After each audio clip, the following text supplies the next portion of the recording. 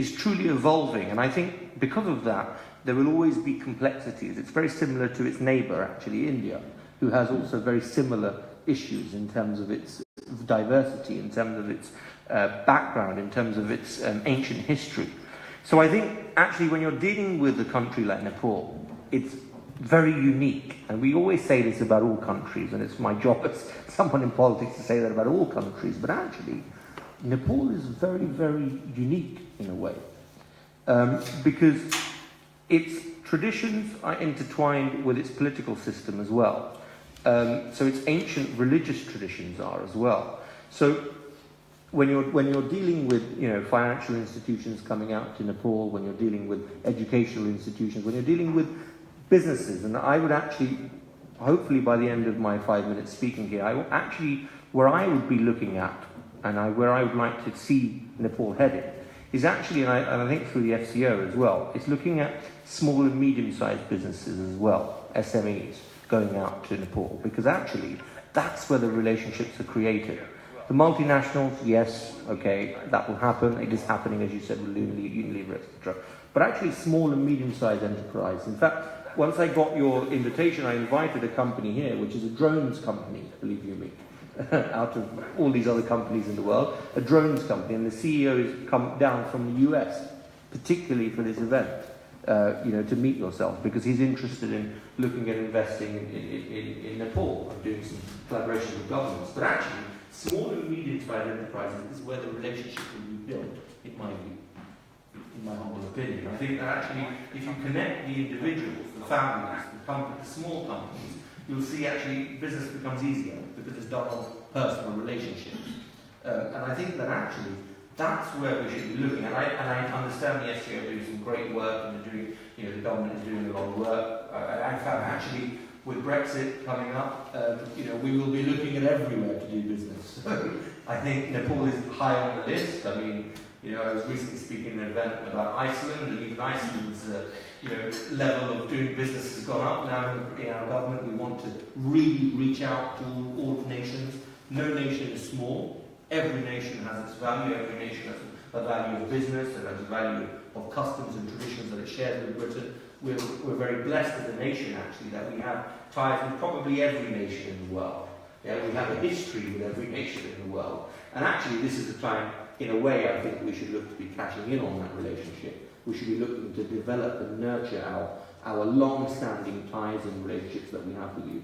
And I think it's happening. But what I would like to urge, and I suppose I'd urge the British businesses as well, to try and look and look at nations like Nepal and say, actually, like this drones company, for example, say, I have another local businessman from Swindon that's come down because he's looking at possibly investing some sort of assets within Nepal as well, in terms of education, etc. with you, right? So, I think this is the way it should be done. It should be done on a personal level. It should be done on a one-to-one level with governments, but with also local people. I think that's how you get things done. My experience within the world of finance as well has been that actually a lot of it is on personal relationships. And I think the Nepalese people and the British people have a strong tradition, a strong history of tolerance, of respect, mutual respect. And I think that is what we need to be trying to nurture. I think it will happen. I do believe that we as a government are really spending the money. We are throwing the money at this cause at the moment, to be honest with you. And it will work. We've just got to have the ability to foresee this, and with people, officers, like Jennifer doing the work she does, I think it will happen. We just need to make sure that we're enabling ourselves, we're enabling local business people, whether it's medium-sized or small or large corporations, to do the work. I think the fact your election results were resounding for the one particular party will be good. I can't comment on Nepalese politics per se, but the fact is, it is good that you have a stable government, and I think that that is what we look at. Business people, that's what they look at. They want to make sure their investment is secure, and that will be the case with a stable government. So I think you'll see a huge shift to this. I also think your proximity to nations like India and China is good for you, actually. in a way. It's very good, although at times you may feel that you're being overshadowed by your big brother and your big sister, which one, I leave up to you to guess which one is which, but actually, in a way, it's good, because the focus is in the region. So if the focus is in the region, if you have a stable democracy or a stable state, you will get investment, with the right people promoting it, rather than the work that you're doing within your community is really commendable. It's fascinating. I mean, yesterday I spoke to you as well about this. It really is commendable that you've managed to, in the space of half a generation, so it's only in the last 10, 15 years, your family will be able to build up this empire that you have. That is the type of story you need to be telling your young people as well within this country. Because what I know, belonging to the Indian diaspora, although my grandparents left Uganda in 1971 when the Idi Amin issue happened in Uganda. One thing I can tell you, your diaspora, ambassador, is your wealth. That is your creation. That will be your people that take back investment to your country. And you can see it currently with the Indian diaspora in this country. With the Prime Minister Modi currently in India, he has proactively looked for investment from the NRI community, the way you could do from the NRM community. So you have a natural resource here, which you should look to nurture amongst your young people. And I, having spoken at your Farnborough, your Aldershot Mandir, the Gurkha temple there, I was very fortunate to visit there and speak there, and I saw the young people actively wanting to get involved, both in politics, in public life, in charitable organisations. It's very positive, it's really good. You as a community have the ethos, I don't need to tell you that, you really do. And so I think, politically, I think, yes, you can deliberate, you can sit there looking at the state of any nation politically, and it's never going to be 100%. Some would say that about our country currently as well. But the fact is, you have to work within the parameters of any country that you're operating in. So, let's not dwell too much on that. Let's dwell on actually what can be done. And that is based on human relationships, in my personal experience of doing any business or any type of interaction. It's on, can I get on with you, number one? Can I trust you, number two? Do you have the basic framework in which I can operate, number three? And number four, is it commercially viable? And if you tick all those boxes, you will attract and you will invest in my view. And with the help of organisations like the FTO and other trade chambers of commerce, etc., you can do it, and it is being done. So this is a message of positivity. It's a message of working together. It's a message of inclusivity, and I think all the values that Nepal have, we share in this country. We share as British people, and I think that that is what should be nurtured. That should be built upon. And once again, it's an absolute pleasure to be here. As I said, I don't want to do. The title of politics was a bit too general, I think, Rajan, because I didn't really want to talk about Nepalese politics per se, because it's not my position to do so. It would be totally and wholly wrong had the ambassador here than me talk about Nepalese politics. But I think the fact is we're here to work together. If I personally could be of assistance to the Nepalese government, it would be a pleasure. I think that there are lots of opportunities here. Do not underestimate the opportunities. I also know Indian companies, British Indian companies, that are looking to Nepal for investment. So they're British people, but of Indian origin, and of course they can communicate within Hindi as well, which is a language that is widely understood in Nepal as well and spoken there. So there are lots of opportunities. You never downsell yourself or downplay yourself as a nation, because really you're very valuable, you're very well respected, and the system now politically will allow you to progress. It's evident that that's going to happen. So we're all here, and it's a hand of friendship to you, Ambassador. It's a hand of friendship to your government. Your previous Prime Ministers, the Corella family, I know as well. Manisha, who was an actress in Bombay, I know her quite well. So I have a connection, deep-rooted connection with your community. It's an absolute pleasure to be here, and I think the British people are very happy to look to Nepal as a partner in the coming years. Thank you.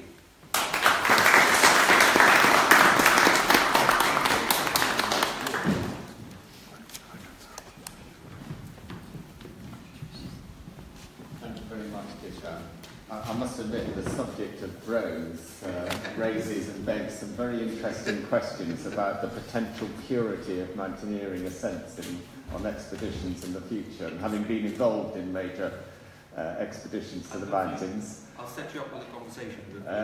I can just envisage sort of messages going from one camp to the other, although of course it's difficult at altitude to fly a drone. Moving quickly on, we're fortunate to have one of my fellow colleagues from the Britain-Nepal Chamber of Commerce, our Vice Chairman, one of our Vice Chairmen, who's going to talk to us about cultural issues and opportunities in the context of his experience with the Nepal Friendship Society, Nepal Britain Friendship Society. I'll begin at the moment. Yeah, thank you. Anyway, Alan.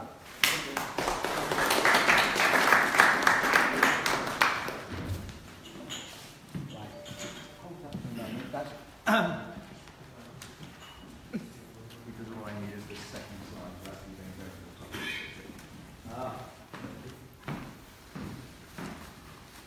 Richard, thank you very much. And difficult to follow, or possibly ideal to follow, from Mr. Keshan. Very, very inspiring, and from our experience, very accurate with the opportunities that exist with Nepal. So first of all, it's a great honour to speak in front of Mahamdim, Dr. Subedi, Ambassador of Nepal to the UK, and also official patron of my society, Nero Samaj, the UK Nepal Friendship Society. Lovely to be with my colleagues from the BNCC, and a very warm hello to you all, ladies and gentlemen. Thank you. Right, so I have two hats, as you heard, and one of the two vice chairs of the Britain-Nepal Chamber of Commerce, but also, importantly, I am actually the lead for the UK Nepal Friendship Society. So a few words about that first before we go to the main points I would like to discuss.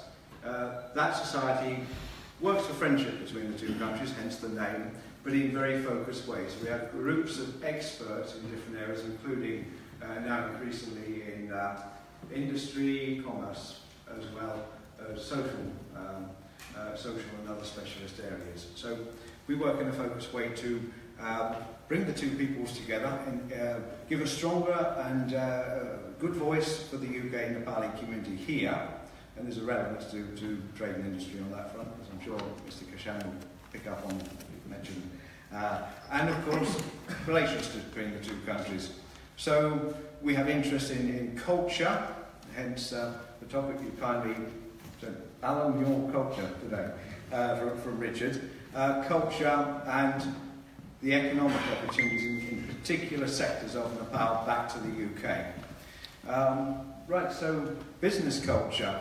Well, we've had a really, really expert overview of what can be brought from the UK to the Nepali context by Mr. Keshan just a moment ago. Now we're talking about the things I know so well, which are, it's that family-orientated, personal approach that really does deliver. And that is a different culture to what we have here, I think. So I'm going to come now to what we are doing. So we are developing online opportunities, an online platform for businesses and around particularly tourism, but in the creative sectors as well, to benefit bringing the skills of Nepal to the UK from markets here and reciprocating. So fashion included. We know there's a wonderful organisation, a suit that fits, which is has seen the talent of Nepal and actually is fitting it, so to speak, with global as well as UK markets. But we want to do more of that, and we have experts involved in that, developing that online platform. That's one area. Another area we're particularly interested in is developing microfinance now in the year ahead in Nepal to assist in agrarian, herbal and health tourism as well. So we are working currently with people in Nepal and from experts across here to develop the framework where by the end of 2018 we have connected a market with the skills and the potential that we have back in Nepal. Very exciting that is. We'd like to say as well now, turning to the second point, UK government strategic thinking opportunities to assist UK-based Nepali-owned companies grow and extend market share. So what we are seeing here, talking about the online platform particularly, but other areas as well, is that we can actually say the UK Nepali business community has a great role to play in connecting out to broader sectors of the UK economy, and we think in terms of the Gurkha specialism, our great Gurkha community, security and related, connect back into those sectors in Nepal itself, but to actively look at how we, with the government's help as well, can actually develop more of that market for Nepali businesses here in the UK. And that is I think a good trailblazing approach to making and helping Nepal punch more to its real weight, which is a lot more than it currently has.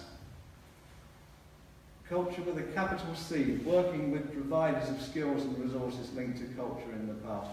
And I've just referred very briefly to the fashion one, the textile, and I noted from our friend Jennifer's slide that we currently have, I think it's 80% of our imports, is that right, from Nepal are orientated on textile and related. That's correct, isn't it? It is. So we think that's very good, but when we consider the richness of Nepal in other resources, not least hydropower, and what that can mean for the country, and if we involve and invest in that from here, there's a lot more. There's a lot more on agrarian, herbal. So, as some of you know, there are parts of Nepal which reduced in population, depopulated, and we have parts of the country yet that are very, very rich in the natural resources, herbal and related. Now, what we are doing very actively, working with some universities here in the UK, is to help get a start for those parts of the country, the businesses we're working with in Nepal, currently developing, to connect to the markets here. And I'll say a few final words on the difference of the business culture. We too are working in the hydropower sector with a social return dimension.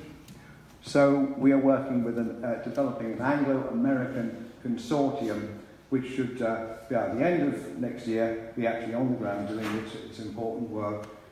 And in that, we are linking to what can happen in the different parts of the country where that potential exists to give a better quality of life, more employment, less depopulation to the local populations.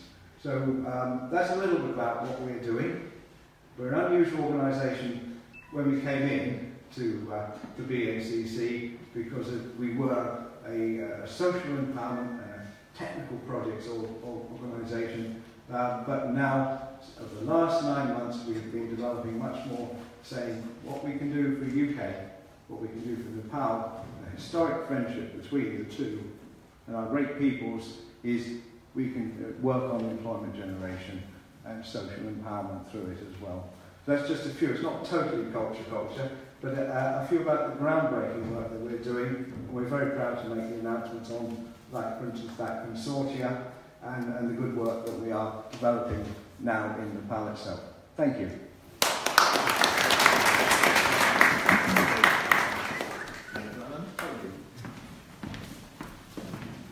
Thank you very much, Alan. Moving on, we are privileged to have with us John Llewellyn-Davies, all about strategy. I'm looking for him. Where is he? Oh, there he is. Yes. Thought he disappeared for a moment. He's going to talk to us about an investor's perspective. He's a creator of Strategy on a Page. He's a best-selling author. He's an internationalist speaker, a global adventurer, and a dad.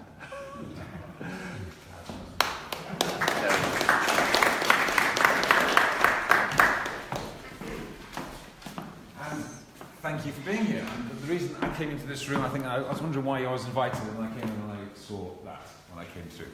And that is a big part of Nepal, and I was very blessed to be on Mother Goddess herself several years ago and hold the badge of being one of the highest men in the world when the earthquake hit. So I've got a great affinity to Nepal and a great affinity to that mountain. So, and I think it's the heart of Nepal and always will be. But I'm not going to talk about Everest tonight, although I'd love to all night long. I'm going to talk about business. I thought I was in the wrong room for the first 20 minutes, because Rajan kindly invited me here, and I'm hearing all about politics and government and banking. That's not my background. Thankfully, there's way better people in this room to handle that stuff than me. I'm interested in the SME, and so lovely to hear you. And I was like, oh, thankfully, when you got up, I'm like, okay, I'm in the right room now. Rajan's got me in the right room. I thought I was set up completely. Because I am, they call me the strategy man, because no one can actually pronounce my name, Derry John Llewellyn Davis, so the strategy man is way easier. And that's what I do. I love strategy. But I also love the small and mid space. So, okay. I'm not going behind there. You never trap me behind there, you know that. So, this is, I think, the most exciting time in human history for the entrepreneur. It is. There's never before been access to capital like there is at the moment. Never before has been access to technology. And Nepal can actually step change. Africa, I'm looking at a lot of stuff in Africa at the moment. We can actually step change right through, because we can leapfrog on the infrastructure, we can leapfrog from technology, my money's on the entrepreneur. That's how we can make radical change. Lovely to hear some of the statistics that's coming out and where the investment's going, quite rightly so. And we can make a change. Now, don't get me wrong, the government's got its part to play. Corporations have got its part to play, but I believe it's the SME's time to rise. And relationship by relationship, piece by piece, we can absolutely do that. Rajan asked me to talk about investment. And to be frank, I don't think investment's any different in Nepal from an SME perspective than any country in the world. I'm very blessed. I get to speak around the world. In the last 4 weeks, I've been to Singapore, Stockholm, London, and Central Europe, talking about the same topic, strategy. Raising capital is a big part of that. And I don't care if the company's in Nepal or the company's in London. If it's a good company with great ideas and the way you set it up, the investment's there. So there is no, looking at those numbers up there, is there an opportunity, 98 million in, 98 million out? That's a tiny little fund over here. Really. So is there an opportunity to do a lot more? Yeah, 100%. But then on what? And I back the SME, piece by piece. That's what I'll back. But then we've got to empower them. We've got to educate them. Both sides, by the way. It's not just this is the Nepalese side. And I love the Nepalese over here. I was very blessed to meet Rajan 4 years ago. And I came over to Nepal and spoke to the CEOs of Kathmandu and worked with the British College over there as well. And I've met the same of the Nepalese businessmen over in London. So much opportunity still left on the table. That's what's exciting. And I think I agree with the politics. I keep away from politics personally. Too much for me. But now it's stable. I think that has been an issue. You're quite right. We were talking about, okay, as business people, we want to know that we're investing in a stable environment, right? That's primary. If that barrier is removed, let's do it. But I think we've got to think a little bit more laterally. Yes, we talked about government funding and banking funding, but we also know that they aren't going to invest in the SME. So there's other platforms. I'm raising millions of capital all the time across multiple platforms. The new peer-to-peer platforms, the new technology available now. We've got to get whatever is going on in Nepal with that. It's time to kind of bring it right up to speed and get the SMEs access to the capital they need, whether that's from this side or that side. I don't know how that's done, but you show me a great company, we'll get money for it. That's not hard. Great strategy. It doesn't matter where you are in the world. You can get the right money for it. It was nice to see you talk about Suit the Fits. I was involved in that. And we got them the money. We hooked them into, actually, Johnny Ocamp, which we both know. It's not hard to get money for that, for great ideas. So in investment-wise, I would say great companies, it doesn't matter where in the world you are. I'm a massive fan of, I think, getting the British Nepalese because it's like international strategy 101 for me is not hard. It's going with the locals because there's a cultural sensitivity. And you've got such amazing people over in this country to spearhead that. And it's just leveraging that more. And I think leveraging the technology available, the capital available over here, you could double that number very quickly with the right focus for me. And I think that's the exciting bit. Timing's everything in strategy. I think the time sounds like it's now. And my big message on the stages is always no regrets. Live a life of no regrets, build a business of no regrets.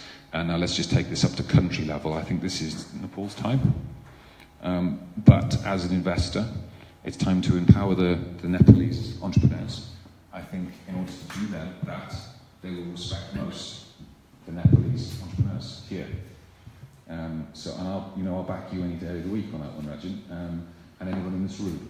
So yeah, I think I will reiterate. I think it's the most exciting time in human history right now for entrepreneurs, and it's time to let Nepal rise.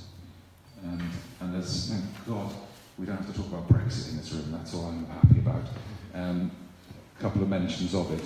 But this is the point now we can turn back to the Commonwealth. The opportunity's always been there, and now it's time to do that properly.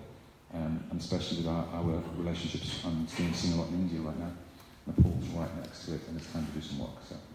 So I honour everyone in the room. I know there's a lot of SMEs in the room as well. I think this is where the powerhouse lies. There's 4.8 million UK businesses, and about 4.6 million of those are small business. It's an economic powerhouse. It is the engine of our country, and I'm guaranteeing it's the engine of Nepal too. So yes, the government, yes, the big companies, and yes, the corporates. But let's really empower the real powerhouse, which is entrepreneurs. And when I spent time in Nepal, it's a beautifully entrepreneurial nation. Right, you see everywhere, all the streets, there's entrepreneurs everywhere. It's got entrepreneurialism at its heart. So let's empower it. Thank you very much.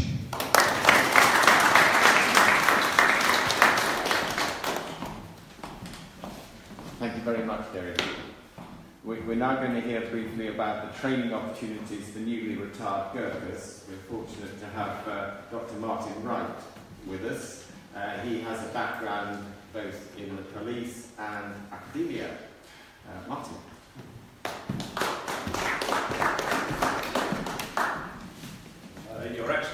Your Excellency, ladies and gentlemen, good evening. Thank you for inviting me to speak to you this evening. I'm pleased to say I had less than 8 hours notice for today's presentation, so apologies for not having any slides. As you've heard, my background is in terms of education, most especially in terms of the development of undergraduate and postgraduate degrees for students who wish to become members of the police, the Fire and Rescue Service and Her Majesty's Armed Forces. As with other vocational professionally aligned degrees, for example nursing, medicine, etc., there was a real need to engage those individuals who've previously served in the uniformed services to actually become faculty members.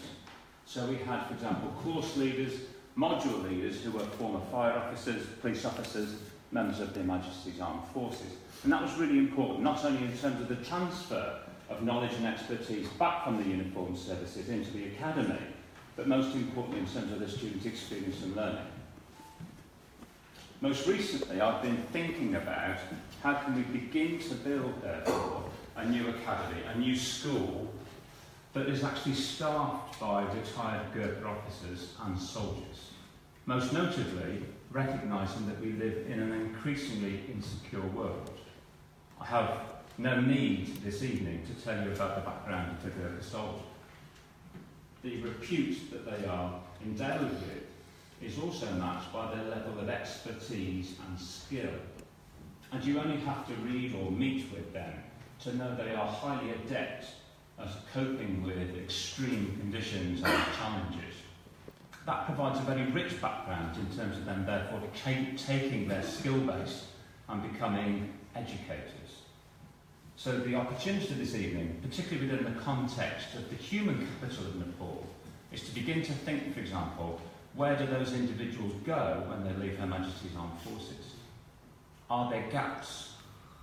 Are they properly provided with opportunities to take their skills that they've learned, the many challenges they face, particularly within the context of Afghanistan and Iraq, and are they therefore able to actually make best use of those skills and backgrounds to educate the next generation of individuals who will be facing, as I say, the challenges from terrorism through to crime? My appeal therefore, this evening, is as I begin to think about the development of this new academic institute, is to come directly to the heart of Nepal and ask for your help, your guidance, and hopefully your support in terms of building that academy. I am extremely conscious of the fact that we're up against a tight timetable this evening, so I will keep my presentation brief, and apologies therefore for not having prepared more fully for this evening for you. But I hope I've been able to impart a little bit of what I'm seeking to try and achieve, the background and the context of it all, and repeat my appeal for your help. Your Excellency, thank you.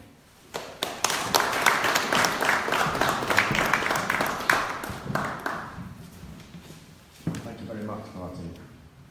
So this is your opportunity now to contribute to this evening. We've heard a lot of different things talked about, but from the perspective of the Britain-Nepal Chamber of Commerce, we're especially interested to know what it is you yourselves would like us to consider and to take forward. And of course, one of the fundamental things always in this context are the barriers to trade and investment. We've heard, for example, the issues being dealt with on the double taxation issue. That's being worked on. There's most encouraging messages there. We've heard Rajan mention that it takes 6 ministries to approve skilled workers going into Kathmandu. So what else out there would you like us to consider? I think we've got a roving mic, haven't we? So does anybody wish to contribute that, or any other follow-up from what people have been speaking about? Be brave. Somebody be brave. We'll see. There must be somebody there with a comment. Yeah, come on. I mean, just really to try and share with those here who have not perhaps already started adventuring in Nepal. Having founded my company there 25 years ago, and at its height employing up to £400,000, that was 15 years ago, though, I must say that great heart can be taken, not only because of the people, but actually because there is an awful lot there in Nepal. I've found two of the first business people, proper business people who I met, worked for the Himalayan Bank. One of them's father founded the Himalayan Bank, and the Himalayas still alive today, getting on a bit. But these people have stood by me from day one. International money transfers have been absolutely as swift as possible. And so things like banking services